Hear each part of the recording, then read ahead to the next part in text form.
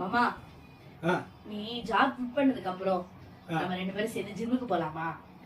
அவனையும் கூப்பிட்டுட்டு போலாம். அவன் கூப்பிட்டு போலாம், பாத்துக்கலாம். ஏன் திடீர்னு 30 வயசுல நான் எப்படி இருக்கேன், அப்புறம் 45 தாண்டா. போலாம். வாய கட்டணும்டி, வாய கட்டணும். ஃபர்ஸ்ட் வாய கட்டணும். எவ்வளவு பெருசா வெட்டின 4 மணிக்கு சிக்கன் பிரியாணி இன்னும் வெடிக்கிய சிக்கன் பீஸுமா கொஞ்சம் இருந்தா போதும். நான் கேட்கறது 36, 32, 36 இப்படி. ஜிம் எதுலயே பேக்கரி இருக்குது, சூப்பு கடை இருக்குது. சும்மா இருப்பியா?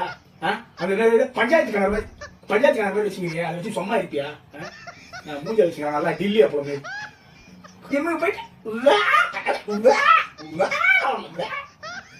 வயிறு எரிஞ்சு எனக்கு சொல்லாம சுத்தி இருக்கிறேன். நான் வாயை அடுக்கணும், அழகா சாப்பிடணும், அழகா. இது நம்மளுக்கு செட் ஆகாது. இது சாப்பிட்டா ஃபேட் ஆகும், இது ஆகும், அதான் தெரியணும்.